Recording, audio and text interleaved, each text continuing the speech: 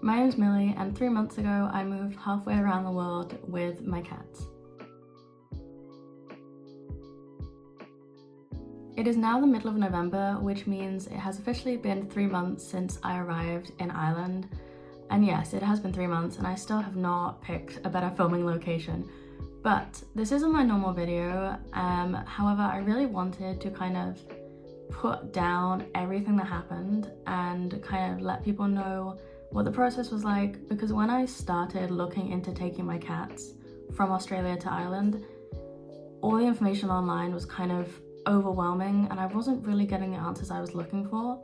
So I figured, if somebody is searching how to do it, then this video should be able to provide a fully comprehensive timeline and pricing and everything of how it happened. So I'm going to break this down into 3 parts. I'm going to start with the company I went through, then I'm going to do all the documents we had to sort, and then finally I'm going to give you a timeline of the actual travel journey, because I was going to say day, but it was more than just a day for our cats. If you came on this video because you just want to know the price, totally fine. I'm going to tell you that right now. The total cost of flying our cats from Melbourne, Australia to Dublin, Ireland was, I wrote it down so I get it right, 6,482 Australian dollars and 95 cents. Now, I know that is a lot of money, but for us, there was no question about if we were going to pay it or not. We had to get our cats out because we were never going to even consider leaving them. Obviously, they are our babies. We love them more than anything. And also the 3 of them are very bonded, so there's no chance we could leave 1 behind or 2 behind, which would be horrible anyway. But so I'm gonna give you a timeline of the company we worked with. And the company we worked with is called Jet Pets. And if I had one piece of advice that I hope you take away from this video, is that I hope you go through a proper company. They know what to do. They know how to make sure your cats have, well, they do cats and dogs. They know how to make sure your pet has all the required vaccines, all the required documentation, that they will be taken care of the entire flight. They will be getting to your final destination safely. For me, there was no question about if we were going to go through a company or not. I looked about doing myself. It just wasn't an option. So in late 2023, we came to the realization that we would be leaving Australia. It wasn't really our top choice. We do love Australia, but sometimes you just kind of can't pick how life works out, I guess.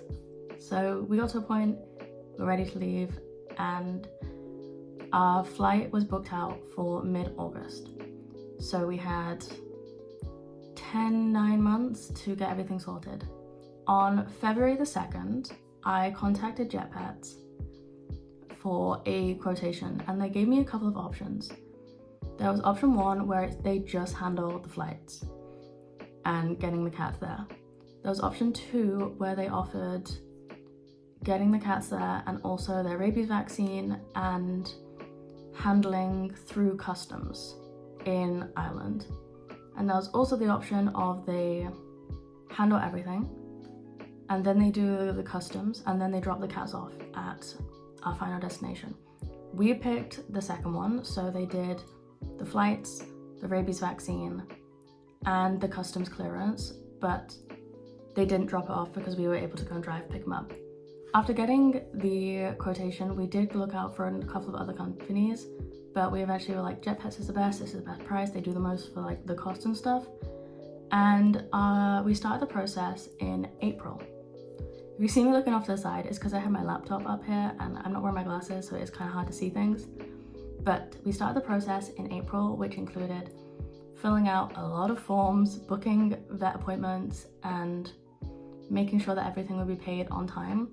We had to pay a $500 deposit, and then we had to pay the total cost 2 weeks before our final flight. So we had a lot of time to space out and stuff, which was alright. So I think going with a company was really the best choice we could have made, and I feel like it sounds like they paid me to say this or sponsor this video.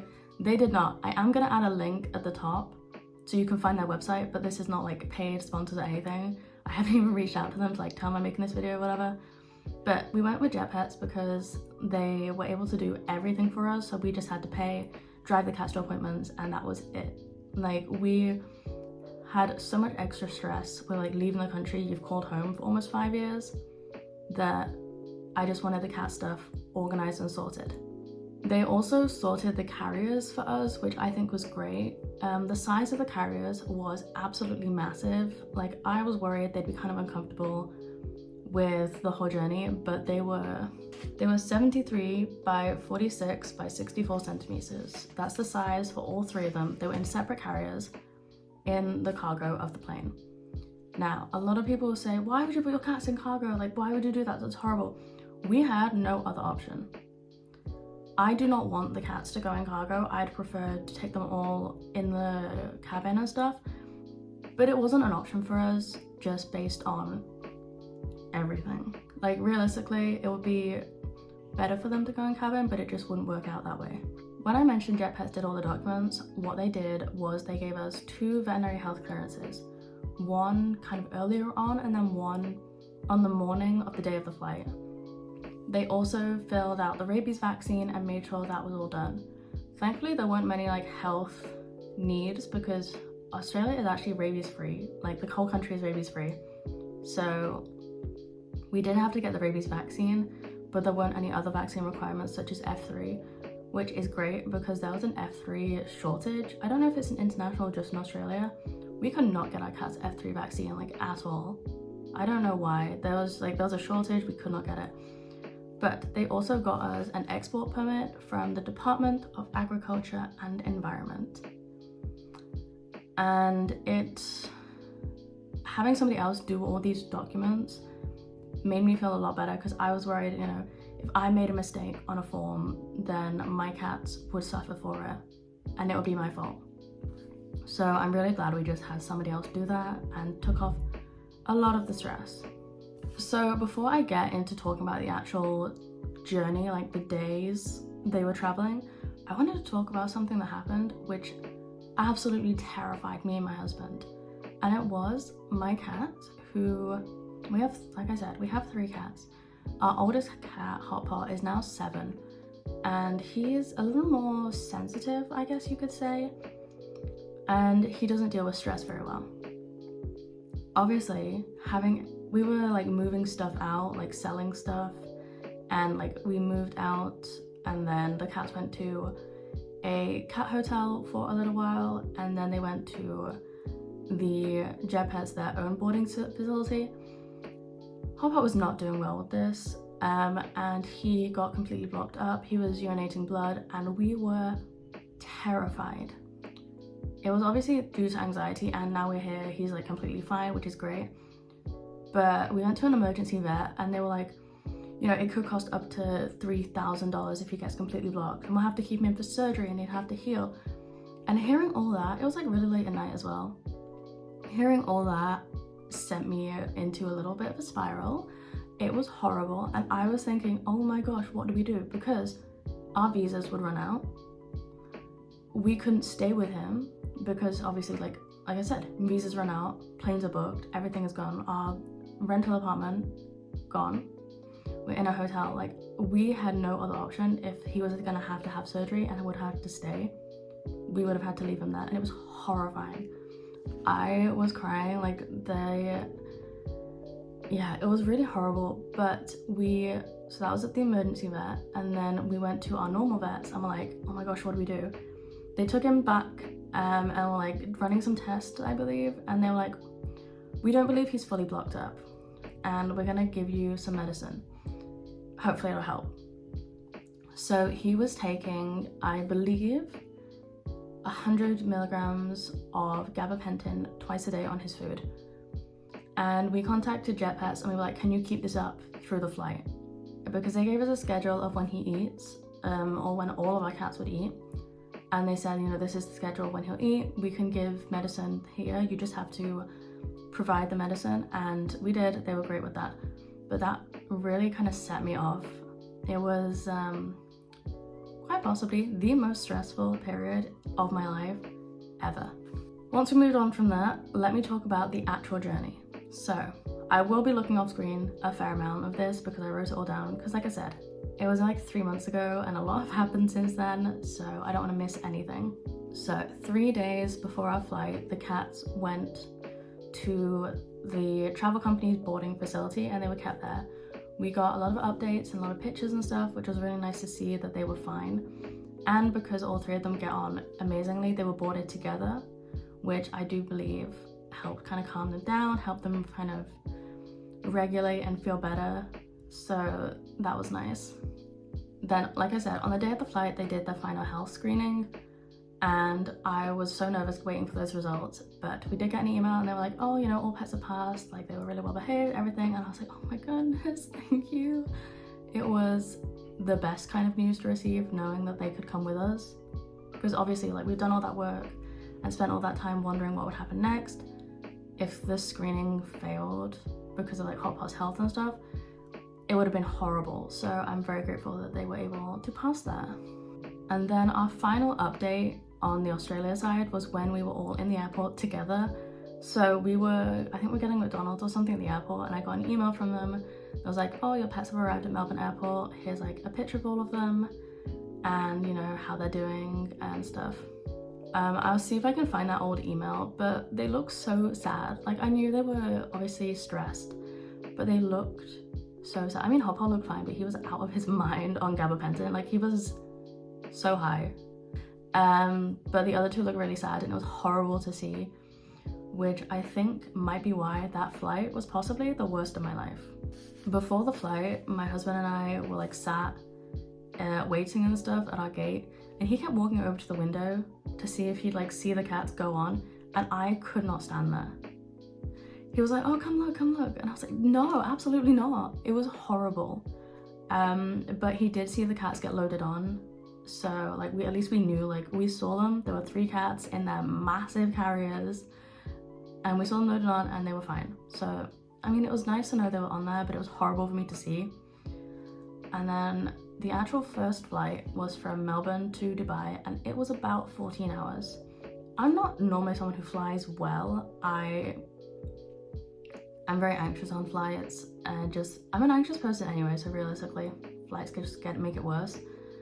But every time there was turbulence or anything, which makes me like anxious anyway, I had to think of the cats who were in the cabin experiencing turbulence. It was horrible. I was literally dry heaving and like vomiting sometimes. I've never done that on a flight. I've always been like completely fine on flights, illness wise. Like I'm anxious, but I'm not vomiting or like dry. It was so embarrassing. Like I know I shouldn't be embarrassed. It's a flight. It's no one's there to have fun. It was so embarrassing. But we got through our 14 hours, and then my husband and I had 2.5 hours to get to our next gate, get through security, whatever. However, the cats did not come with us on that final flight. They went through to a rest area. They stayed there for, I think, 22 hours or something. And the hardest part of that was we didn't get any updates while they were there. We knew we wouldn't get updates. They told us originally, like, you will not get updates when your cats are in Dubai Airport in the rest area. But it was kind of hard to like not know what was going on with them. They did say they'd only contact us if there was an emergency, which I was kind of glad they didn't have to contact us, but it was kind of hard, like being a little left in the dark of how our cats are doing. So after the Dubai 2.5 hours, my husband and I flew to Dublin. I believe that was 7 or 8 hours, which I was less anxious on, thankfully, because I could not have done that again. But we arrived and then came to this house here, which is my in-laws' house, and thankfully a lot of our stuff was already here. So we got here, there was like a load of our stuff in the room already. We unpacked, and you know, the room was calm for the cats to come to. We got them their same usual food, so they've been having Whiskers chicken and something, I believe. I just know it's orange, but the cats have had that same food since we got Hot Pot, like almost 4 years ago now. 4 years in February. So Hot Pot has been having that food for 4 years. The other cats came like a year after each other, and they've been having that same food. So we made sure to get them something they could easily have and deal with, and like that wouldn't change. We filled up their water bowls, we got them their food, we got some litter boxes and prepared the room for them to come home to. So we were told by the company who was dealing with everything on this end, I actually cannot remember the name of them, I will try and find it, but it was a separate company who was dealing with everything on this end, who got them through customs, filled out the documents, did all that fun stuff. But we were told to come to Dublin Airport at a rough time, and they wouldn't tell us exactly when, so they said between 2 and 2:30, and we just went straight at 2, like got there at 2. And okay, we for some reason missed on the email where they said to come visit where we'd have to go. So we were there for like 15 minutes. We were like, oh my gosh, where are our cats? Like, what is wrong? We went the wrong door. We went to the wrong spot. But when we figured that out, we went to the right place and we drove up and we saw the 3 crates.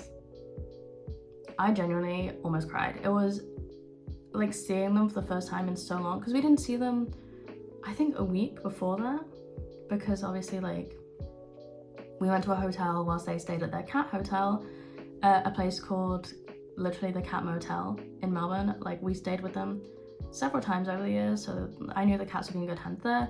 And then they went to Jetpet's boarding facility, and then the flights. We hadn't seen them for like over a week probably. It was hard. It was unexpectedly really tough. Well, obviously I expected it to be tough, but it was harder than I thought. But we pulled up and the cats were fine. I had read so many horror stories about pets traveling in cargo, and like every possibility was running through my mind. Everything that could have gone wrong, I'd have thought of it. We pulled up and the cats were absolutely fine. Like they were meowing and getting at the doors and just completely fine. We had to put the back seats of the car down to try and fit their 3 massive carriers in, but we loaded them up, signed up a few documents to like verify we got here, and that was it. Like that almost, $6,500, months of planning, like all the costs, Hot Pot's health scare, everything we organized, it was done. And it was an amazing feeling, especially because all the extra stuff we'd been doing, my husband was sorting out most of it apart from the cat stuff, because those cats are mine. Hot Pot is his, but the cats are my priority, and I'm the one who takes care of them. I do everything. So their flights, he didn't do anything apart from pay for it. I was like, okay, you pay here, we drive here on this day, they get this vaccine on this day, like everything. It was all something that I'd done, so it really felt nice to like have it be finalized. But if you're wondering how the cats kind of dealt with coming here, they are absolutely fine. We just tried to keep them in our room for like as long as possible to give them time to adjust and stuff. They did not care. I think they spent like a day in our room and then they were bored and they were like scratching the door to get out. They have room in the house, they are completely fine. And I did wait this long to do an update just to make sure like everything went smoothly and they were completely fine. But it has been a really good adjustment. They, like I said, they came and they're basically the same. Like, I think one thing that really helped is having the same food and also having this room already smell like us. So earlier in the year, my in-laws came over and they were like, look, if we have like this big suitcase, if you guys want to send anything over, go on. And I put in a blanket the cat slept on a lot in there. So when the cats came over, the room already had like that smell. It had that smell for a while. So that definitely was something that like I don't regret doing. I think that was a good way to help them adjust. We did have Hot Pot stay taking the gabapentin for I think 2-3 weeks after, but he's completely weaned off that now and he just gets his normal food and has had no issues since we got here. So, obviously that was always a big fear, like if something happened, what would we do? But obviously like now we're here, even if he needs surgery, even if whatever, we don't have like a deadline. We don't have like, we have to be out of the country by this day or we are overstaying our visas and breaking the law. We don't have that anymore, thankfully. So it definitely has been really good coming here, settling in, knowing the cats are okay. Obviously, it's no one's dream situation. We thought we would be able to stay in Australia for like 5-10 years longer than we did. But you know, life changes, life happens. And we probably wouldn't have we wouldn't have adopted the cats if we thought there was a chance that we would have to leave. But life comes at you fast, I guess, and we had to. Then, you know, there was a deadline and we had to leave by that deadline. And obviously no one wants their cats to go on the cargo, but it had to happen for us. So it is what it is. But I do not regret spending that money and taking them with us, and all the anxiety, all the fear and all the worry. I wouldn't change that because it got them where they are. Oh my god, I'm gonna cry. It was so stressful. It was genuinely horrible. Like, if I'm being honest, the flight was horrible. Not knowing how our cats were was horrible. The whole anxiety of the situation, it was horrible. But they are here and they are fine. And they, you know, they've settled in just fine. My cats are great. And yeah, so if you take one lesson from this video, it is please go through a company who is good. Obviously, I recommend Jet Pets. I will put their link like in the description if you are someone who is watching this video because you want to take your cats or dog internationally. But yes, go with a company you trust, and make sure you like plan months in advance. Like I said, I first reached out to them in February. Our flight wasn't until August. So yeah, but my cats are doing great. I have settled in pretty great. And if this video helps at least one person, that is all I could ever ask for.